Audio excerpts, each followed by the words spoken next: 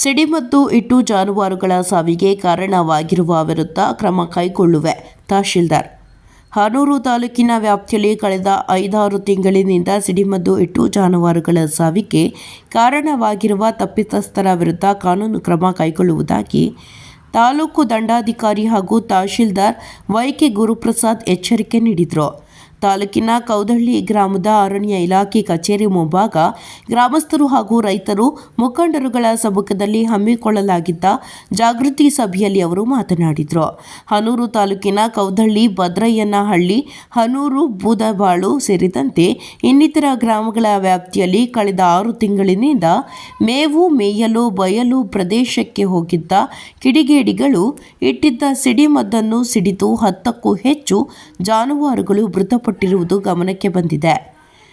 ಈಗಾಗಲೇ ರಾಮಪುರ ಹಾಗೂ ಹನೂರು ಪೊಲೀಸ್ ಠಾಣೆಯಲ್ಲಿ ಪ್ರಕರಣ ದಾಖಲಾಗಿದ್ದು, 2 ಆರೋಪಿಗಳನ್ನು ವಶಕ್ಕೆ ಪಡೆದು ನ್ಯಾಯಾಂಗ ಬಂಧನಕ್ಕೆ ಒಪ್ಪಿಸಲಾಗಿದೆ. ಮುಂದಿನ ದಿನಗಳಲ್ಲಿ ಇಂತಹ ಪ್ರಕರಣಗಳು ಮರುಕಳಿಸದಂತೆ ಅಂತಹ ವಿರುದ್ಧ ಮುಲಾಜಿಲ್ಲದೆ ಕಾನೂನು ಕ್ರಮ ಕೈಗೊಳ್ಳಬೇಕಾಗುತ್ತದೆ ಎಂದು ಎಚ್ಚರಿಕೆ ನೀಡಿದರು. ಕೆಲವರು ಹಂದಿ ಹಾಗೂ ಇನ್ನಿತರ ಕಾಡು ಪ್ರಾಣಿಗಳ ಬೇಟೆಯಾಡಲು ಸಿಡಿಮದ್ದುಗಳನ್ನು ಬಳಕೆ ಮಾಡುತ್ತಿದ್ದಾರೆ ಎಂಬ ಮಾಹಿತಿ ಇದೆ. ಆದರೆ ಇದಕ್ಕೆ ಮೂಕ ಪ್ರಾಣಿಗಳಾದ ಜಾನುವಾರುಗಳು ಬಲಿಯಾಗ್ತಿವೆ. ನಮ್ಮ ಹಿಂದೂ ಸಂಸ್ಕೃತಿಯಲ್ಲಿ ಗೋಮಾತೆಗೆ ತನ್ನದೇ ಆದ ವೈಶಿಷ್ಟ್ಯ ಇದೆ. ಅಂತಹ ಗೋವಿಗೆ ತೊಂದರೆ ನೀಡುವುದು ಸರಿಯಾದ ಕ್ರಮವಲ್ಲ. ಮುಂದಿನ ದಿನಗಳಲ್ಲಿ ಯಾವುದೇ ಕಾರಣಕ್ಕೂ ಇಂತಹ ಘಟನೆಗಳು ಮರುಕಳಿಸಬಾರದು. ಜಿಲ್ಲಾಧಿಕಾರಿಗಳ ಮೌಖಿಕ ಆದೇಶದ ಮೇರೆಗೆ ತಾಲೂಕು ಆಡಳಿತ, ಪೊಲೀಸ್ ಇಲಾಖೆ, ಅರಣ್ಯ ಇಲಾಖೆ, ಪಶುಸಂಗೋಪನಾ ಇಲಾಖೆ ವತಿಯಿಂದ ಜಾಗೃತಿ ಹಮ್ಮಿಕೊಳ್ಳಲಾಗಿದೆ. ಮುಂದಿನ ದಿನಗಳಲ್ಲಿ ತಪ್ಪಿತಸ್ಥರನ್ನು ಪತ್ತೆ ಹಚ್ಚಿ ಗೋಮಾತೆಯನ್ನು ಸಂರಕ್ಷಿಸಲು ಸರ್ಕಾರ ಬದ್ಧವಾಗಿದೆ ಎಂದು ತಿಳಿಸಿದರು. ರಾಮಪುರ ಇನ್ಸ್ಪೆಕ್ಟರ್ ಚಿಕ್ಕರಾಜ ಶೆಟ್ಟಿ ಮಾತನಾಡಿ, ಸಿಡಿಮದ್ದುಗಳು ಇಟ್ಟು ಜಾನುವಾರುಗಳ ಮುಖಛಿದ್ರವಾಗಿರುವ ಪ್ರಕರಣ ಸಂಬಂಧ ಈಗಾಗಲೇ ರಾಮಪುರ ಪೊಲೀಸ್ ಠಾಣೆಯಲ್ಲಿ ಹಲವು ಪ್ರಕರಣ ದಾಖಲಾಗಿದೆ. ಈಗಾಗಲೇ ಪ್ರಕರಣ ಸಂಬಂಧ ತನಿಖಾ ಹಂತದಲ್ಲಿದ್ದು, ಶೀಘ್ರದಲ್ಲಿ ಆರೋಪಿಗಳನ್ನು ಬಂಧಿಸುವಲ್ಲಿ ಎಲ್ಲ ರೀತಿಯ ಕ್ರಮ ಕೈಗೊಳ್ಳಲಾಗುತ್ತಿದೆ. ಗ್ರಾಮಸ್ಥರುಗಳು ತಮ್ಮ ಸುತ್ತಮುತ್ತಲಿನ ಪ್ರದೇಶಗಳಲ್ಲಿ ಅಪರಿಚಿತ ವ್ಯಕ್ತಿಗಳು ಓಡಾಡುವುದು ಕಂಡುಬಂದರೆ ಪೊಲೀಸರಿಗೆ ಮಾಹಿತಿ ನೀಡಬೇಕು. ಸಾರ್ವಜನಿಕರ ಸಹಕಾರವಿದ್ದರೆ ಎಂತಹ ಪ್ರಕರಣವನ್ನಾದರೂ ಭೇದಿಸಬಹುದೆಂದು ಮನವಿ ಮಾಡಿದರು. ಇಒ ಉಮೇಶ್, ಕೌದಳ್ಳಿ ವಲಯ ಅರಣ್ಯಾಧಿಕಾರಿ ರಾಜಶೇಖರ್, ಪಶುಸಂಗೋಪನೆ ಇಲಾಖೆ ಸಹಾಯಕ ನಿರ್ದೇಶಕ ಡಾಕ್ಟರ್ ಸಿದ್ದರಾಜು, ಕರ್ನಾಟಕ ರಾಜ್ಯ ರೈತ ಸಂಘದ ತಾಲೂಕು ಅಧ್ಯಕ್ಷ ಚಂಗಂಡಿ ಕರಿಯಪ್ಪ, ಕಾರ್ಯದರ್ಶಿ ಶಾಂತಕುಮಾರ್, ಕಾಂಗ್ರೆಸ್ ಪಕ್ಷದ ಪರಿಶಿಷ್ಟ ವರ್ಗಗಳ ಜಿಲ್ಲಾಧ್ಯಕ್ಷ ನಾಗರಾಜು, ಮುಖಂಡರುಗಳಾದ ಪ್ರವೀಣ್, ರಂಗಶೆಟ್ಟಿ, ಗ್ರಾಮ ಆಡಳಿತಾಧಿಕಾರಿ ಕಾರ್ತಿಕ್, ಶಿವಕುಮಾರ್ ಸ್ವಾಮಿ, ಪಿಡಿಒ ಆಕಾಶ್, ಗ್ರಾಮಸ್ಥರು ಹಾಗೂ ಅಧಿಕಾರಿ ವರ್ಗದವರು ಹಾಜರಿದ್ದರು. ಒಂದೆಡೆ ಸಭೆ, ಇನ್ನೊಂದೆಡೆ ಸಿಡಿಮದ್ದು ಸ್ಫೋಟ. ಜಿಲ್ಲೆಯ ಹನೂರು ತಾಲೂಕಿನ ವ್ಯಾಪ್ತಿಯಲ್ಲಿ ಜಾನುವಾರುಗಳಿಗೆ ಸಿಡಿಮದ್ದು ಇಟ್ಟು ಸ್ಫೋಟಗೊಂಡ ಜಾನುವಾರುಗಳು ಮೃತಪಟ್ಟಿರುವ ಹಿನ್ನೆಲೆ ತಹಶೀಲ್ದಾರ್ ಅಧ್ಯಕ್ಷತೆಯಲ್ಲಿ ಜಾಗೃತಿ ಸಭೆ ನಡೆಯುತ್ತಿದ್ದಾಗಲೇ ಕೌದಳ್ಳಿ ಗ್ರಾಮದ ಸಿದ್ದಪ್ಪ ಎಂಬುವರಿಗೆ ಸೇರಿದ ಹಸು ಕೌದಳ್ಳಿ ಗ್ರಾಮದ ಜುಂಜೇಗೌಡ ಪೆಟ್ರೋಲ್ ಬಂಕ್ ಸಮೀಪ ಮೇವು ಮೇಯುವಾಗ ಸಿಡಿಮದ್ದು ಸ್ಫೋಟಗೊಂಡು ಹಸುವಿನ ಮುಖ ಛಿದ್ರವಾಗಿರುವ ಘಟನೆ ಜರುಗಿದೆ. ತಕ್ಷಣ ತಹಶೀಲ್ದಾರ್ ಹಾಗೂ ಅಧಿಕಾರಿಗಳು ಘಟನಾ ಸ್ಥಳಕ್ಕೆ ಭೇಟಿ ನೀಡಿ ಪರಿಶೀಲನೆ ನಡೆಸಿದ್ದಾರೆ. ಹೊರದಿ ಹೋಮ ನಂಜುಂಡನಾಯಕ, NKS TV4, ಚಾಮರಾಜನಗರ.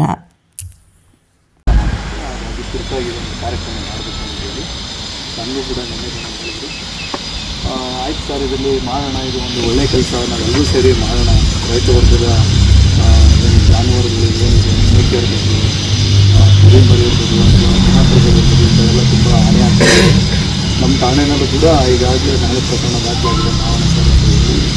ನಾವು ಮಾತಾಡ್ತೀವಿ. ನಿಜವಾಗ್ಲೂ ಒಂದು ಒಳ್ಳೆಯ ಕಾರ್ಯಕ್ರಮ. ಬಟ್ ಇನ್ನೂ ಸರಿ ಹೇಳ್ದಂಗೆ ಹೆಚ್ಚಿನ ಜನಸಂಖ್ಯೆ ಇದ್ದರೆ ಇನ್ನೂ ತುಂಬ ಚೆನ್ನಾಗಿ ಇರ್ತಿತ್ತು. ಎಲ್ಲರೂ ಕೂಡ ಈ ಮೆಸೇಜ್ ಪಾಸ್ ಆಗ್ತಿತ್ತು. ಆದ್ರೂ ಕೂಡ ಇದನ್ನು ಒಂದು ಪತ್ರಿಕೆ ಮುಖಾಂತರ ಮತ್ತು ಒಂದು ಸೋಷಿಯಲ್ ಮೀಡಿಯಾ ಮುಖಾಂತರ ಮತ್ತು ಒಂದು ವಾಟ್ಸಪ್ ಮುಖಾಂತರ, ಟ್ವಿಟ್ಟರ್ ಮುಖಾಂತರ ಇಂಥದ್ದನ್ನೆಲ್ಲ ಒಂದು ಮೆಸೇಜನ್ನು ಸಾರ್ವಜನಿಕರಿಗೆ ಗೊತ್ತಾಗೋ ರೀತಿಯಲ್ಲಿ ಅದನ್ನು ಮೆಸೇಜನ್ನು ಪಾಸ್ ಮಾಡಿ ಸಾರ್ವಜನಿಕರಿಗೆ ಕಲ್ಪಂತ ಮಾಡೋ ಕೆಲಸ ಒಳ್ಳೆ ರೀತಿಯಲ್ಲಿ ತಿಳುವಳಿಕೆ ಬರಬೇಕು. ಒಂದು ಇದರಲ್ಲಿ ಈ ಕಾರ್ಯಕ್ರಮದ ಉದ್ದೇಶ ಎರಡೇ, ಭಾಳ ಚೆನ್ನಾಗಿ ಹೇಳಿದ್ರು ಒಂದೇ ಅಂಶದಲ್ಲಿ. ಒಂದು, ಜಾಗೃತಿ ಮೂಡಬೇಕು. ಮಾಡಬೇಕು ಅಂತಕ್ಕಂಥ ಮನಸ್ಸಿರ್ತಕ್ಕಂಥ ವ್ಯಕ್ತಿಗೆ ಇದು ತಡೆಗಟ್ಟಬೇಕು.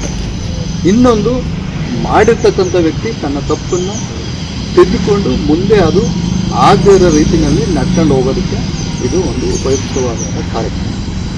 ಹಾಗಾಗಿ ಇದು ಒಂದು ವಿಚಾರ. ಇನ್ನೊಂದು, ನಾವು ಈ ಸ್ಫೋಟಕ ಕಾಯ್ದೆ ಇದರಲ್ಲಿ ಏನೇನು ಮಾಡಿದಂಥ ವ್ಯಕ್ತಿಗೆ ಶಿಕ್ಷೆ ಇದೆ, ಏನು ಯಾವ ಕಾಯ್ದೆನಲ್ಲಿ ನಾವು ಪ್ರಕರಣ ದಾಖಲು ಮಾಡ್ತೀವಿ, ಯಾವ ರೀತಿಯಲ್ಲಿ ಅದು ಶಿಕ್ಷೆಯ ಪ್ರಮಾಣ ಯಾವ ರೀತಿ ಇರ್ತದೆ ಅಂತಕ್ಕಂಥದ್ದಕ್ಕೆ ನಾವು ಏನು ಮಾಡ್ತೀವಿ, ಸ್ಫೋಟಕ ಕಾಯ್ದೆ ಅಧಿನಿಯಮದಲ್ಲಿ ಯಾವುದೇ ಒಂದು ಸ್ಫೋಟಕ ವಸ್ತು ತಯಾರು ಮಾಡೋದ್ರಿಂದ ಇರ್ತೀವಿ, ಯಾವುದೇ ಒಬ್ಬ ವ್ಯಕ್ತಿ ತಯಾರು ಮಾಡ್ತೀವಿ ಅಥವಾ ಇನ್ನೊಬ್ಬ ವ್ಯಕ್ತಿಗೆ ಅದನ್ನು ಇನ್ನೊಂದು ಕಡೆ ಟ್ರಾನ್ಸ್ಪೋರ್ಟೇಷನ್ ಮಾಡೋದಕ್ಕೆ ಕೊಡ್ಬೋದು, ಅಥವಾ ಮೂರನೇ ವ್ಯಕ್ತಿ ಅದನ್ನು ತಗೊಂಡೋಗಿ ಎಲ್ಲೋ ಒಂದು ಕಡೆ ಒಂದು ಜಾನುವಾರುಗಳಿಟ್ಟು ಅದನ್ನು ಪ್ರಾಣಹಾನಿ ಆಗ್ಬೋದು, ಅದು ಇನ್ನೇನಾದರೂ ತೊಂದರೆ ಆಗ್ಬೋದು, ಇದು ಅದು ಪ್ರಾಣಿಗೆ ಅಂತಲ್ಲ ಮನುಷ್ಯರಿಗೆ ಆಗ್ಬೋದು. ಅಂಥ ಸಂದರ್ಭದಲ್ಲಿ ಏನಾಗ್ತದೆ, ಬರೀ ಇಂಜುರಿ ಆಯಿತು ಅಂತಂದರೆ ಯಾವುದೇ ಒಂದು ಪ್ರಾಣಿಗೆ ಇಂಜುರಿ ಆಗ್ಬೋದು, ಮನುಷ್ಯನಿಗೆ ಇಂಜುರಿ ಆಗ್ಬೋದು, ಅಥವಾ ಅದನ್ನು ಇಲ್ಲಿಗೆ ತಯಾರು ಮಾಡ್ತಕ್ಕಂಥದ್ದು, ಅದನ್ನು ರವಾನೆ ಮಾಡ್ತಕ್ಕಂಥದ್ದು, ಅದನ್ನು ಪ್ರಚೋದನೆ ಮಾಡ್ತಕ್ಕಂಥದ್ದು, ಇಂಥವಕ್ಕೆಲ್ಲ ಕನಿಷ್ಠ ಮಟ್ಟ ಅಂತಂದ್ರೂ 3 ವರ್ಷದ ಶಿಕ್ಷೆ ಇದೆ. 3 ವರ್ಷದ ಶಿಕ್ಷೆ ಇದೆ. ಅದೇ ಸ್ಫೋಟಕ ವಸ್ತುವಿನಿಂದ ಯಾವುದೇ ಒಬ್ಬ ಮನುಷ್ಯರಿಗಾಗ್ಬೋದು, ದನಕರುಗಳಿಗಾಗ್ಬೋದು, ಇನ್ಯಾವುದೋ ಪ್ರಾಣಿಗಳಿಗಾಗ್ಬೋದು, ಏನಾದರೂ ಅದರಿಂದ ಹಾನಿಯಾಗಿ ಅದು ಜೀವ ಹಾನಿ ಆಯಿತು, ಅದು ಸತ್ತೋಯ್ತು ಅಂತಂದರೆ ಅದಕ್ಕೆ 10 ವರ್ಷಕ್ಕಿಂತ ಮೇಲ್ಪಟ್ಟ ಶಿಕ್ಷೆ ಇದೆ. ಇದು ನಾವು ಸ್ಫೋಟಕ ಕಾಯ್ದೆ ಇದು ನಮ್ಮ ಪೊಲೀಸ್ ಸ್ಟೇಷನಲ್ಲಿ ಪ್ರಕರಣ ದಾಖಲು ಮಾಡಿ ಇದನ್ನು ನಾವು ಅಂತಿಮವಾಗಿ ಚಾರ್ಜ್ ಶೀಟನ್ನು ಮಾಡ್ತೀವಿ. ಈಗಾಗಲೇ ನಮ್ಮ ಸ್ಟೇಷನಲ್ಲಿ ಈಗ ನಾನು ಹೊಸದಾಗಿ ಬಂದಂಥ 3ನೇ ದಿನಕ್ಕೆ 4ನೇ ದಿನಕ್ಕೆ 3 ಪ್ರಕರಣ ದಾಖಲಾಗಿ ಅದು ಯಾರು ಮಾಡಿದ್ರು, ಅದನ್ನು ಯಾರು ಇದಕ್ಕೆ ಸಪೋರ್ಟ್ ಮಾಡಿದ್ದಾರೆ ಅಥವಾ ಅದಕ್ಕೆ ನೀಡಿದ್ದಾರೆ ಮತ್ತು ಯಾರಿಂದ ಹಿಂಗಾಗಿದೆ ಅಂತಕ್ಕಂಥದ್ದನ್ನು ಪತ್ತೆ ಹಚ್ಚಿ ಈಗಾಗಲೇ ಅದನ್ನು ಅರೆಸ್ಟ್ ಮಾಡಿ ಅದನ್ನು ನ್ಯಾಯಾಲಯಕ್ಕೆ ಪ್ರೊಡ್ಯೂಸ್ ಮಾಡಿದ್ದಾರೆ. ಪ್ರೊಡ್ಯೂಸ್ ಮಾಡಿ ಅದು ಇನ್ನೂ ಕೂಡ ತನಿಖಾ ಹಂತದಲ್ಲಿ 3 ಪ್ರಕರಣಗಳು ಕೂಡ ಇವೆ. ಇದು 4ನೇದು ನಮ್ಮ ಠಾಣಾ ವ್ಯಾಪ್ತಿಯಲ್ಲಿ ಮೊನ್ನೆ ಆಗಿರ್ತಕ್ಕಂಥದ್ದು 4. ಇದಾದ ನಂತರ ನಮ್ಮ ಪಕ್ಕ ಸ್ಟೇಷನು ಅನೂರು ಸ್ಟೇಷನಲ್ಲೂ ಕೂಡ 1-2 ಪ್ರಕರಣಗಳು ಆಗಿವೆ. ಇದೇ ರೀತಿ 2 ಪ್ರಕರಣಗಳಾಗಿದೆ. ಇದೇ ರೀತಿಯಾಗಿ ಕೊಳ್ಳೇಗಾಲ ಗ್ರಾಮಾಂತರ ಸ್ಟೇಷನಲ್ಲೂ ಕೂಡ ಅಲ್ಲೂ 1-2 ಪ್ರಕರಣಗಳು ಆಗಿದೆ. ಅದಾದ ನಂತರ ಕುದೇರು ಠಾಣೆಯ ವ್ಯಾಪ್ತಿನಲ್ಲಿ ಕೂಡ 1 ಪ್ರಕರಣ ದಾಖಲಾಗಿದೆ. ಇದನ್ನು ನಾವು ಮೀಟಿಂಗಲ್ಲಿ ನಾವು ಇರಬೇಕಾದ್ರೆ, ನಾನು ಇಲ್ಲಿ ಬರೋಕ್ಕೂ ಮುಂಚೆನೇ ನಾನು ಚಾಮರಾಜನಗರ ರೂರಲ್ ಸ್ಟೇಷನಲ್ಲಿ ಇರಬೇಕಾದ್ರೆ ಅಲ್ಲಿ ಡಿಸ್ಕಷನ್ ಆಗ್ತಕ್ಕಂಥ ಸಂದರ್ಭದಲ್ಲಿ ನಾವು ತಿಳ್ಕೊಂಡಿರ್ತಕ್ಕಂಥದ್ದು ಏನು ಅಂತಂದರೆ, ಇದು ಒಂದು ಠಾಣೆಯಿಂದ ಇನ್ನೊಂದು ಠಾಣೆಗೆ, ಇನ್ನೊಂದು ಠಾಣೆಗೆ ಇನ್ನೊಂದು ಠಾಣೆಗೆ ಈ ಅಪರಾಧ ಪ್ರಕ್ರಿಯೆ